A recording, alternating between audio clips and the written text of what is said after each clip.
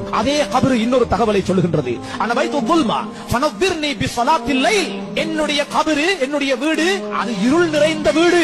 அந்த இருள் உன்னால் தாங்க முடியாது. அதற்கு நீ லைட் கொண்டு வரணும், லைட் செட் கொண்டு வரணும். அது என்ன? அதுதான் சுபஹுக்கு முன்னால தஹஜ்ஜுதுல இருட்டுல எழும்பி நீ தொழுகின்ற தஹஜ்ஜுடைய தொழுகை இருள் நிறைந்த கபருக்கு அது பல்பாக மாறி உனக்கு பிரகாசம் தரும் என்று அந்த கபரே சொல்லுது. வேறொன்றையும் கொண்டு வைத்து வெளிச்சம் எடுக்க இயலாது. மேலும் சொல்லுகின்றதான பைத்து துராப், நான் மண் வீடு.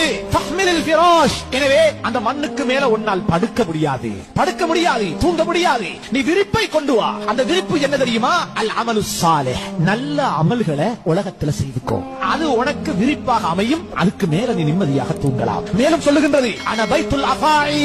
நான் பாம்புகளின் வீடு, பாம்புகளின் வீடு.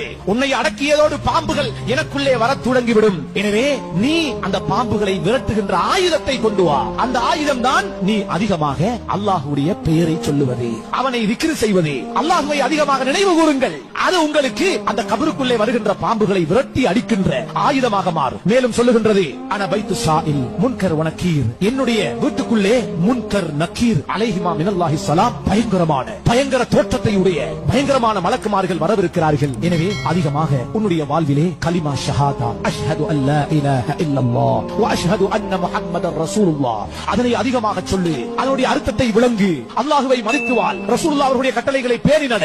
இது அவர்களுடைய அந்த கேள்விகளுக்கு பதிலாக அமையும். என்னுடைய இடம் இருக்கிறதே அபுக்க ஸாலிஹீன். நல்லவர்கள் கூட கபரில் வந்து அழுகிறார்கள். முன்னோர்கள், நல்லோர்கள், சலஃபு ஸாலிஹீன்கள், சஹாபாக்கள் கபரை கண்டு அழுவார்கள். கபரின் காட்சி நல்லவர்களை அளவைத்தது, உலமாக்களை அளவைத்தது. கண்ணியத்துக்குரியவர்களே, ஹஜ்ரத் உஸ்மான் ரலியல்லாஹு அன்ஹு அவர்கள் மண்ணறையை கண்டால் அழுவார்கள். ரசூலுல்லாஹ்விடத்தில் இருப்பீர்கள், நரகத்தை சொல்லுவார்கள், அழமாட்டீர்கள். சுவர்க்கத்தை சொல்லுவார்கள், அழமாட்டீர்கள்.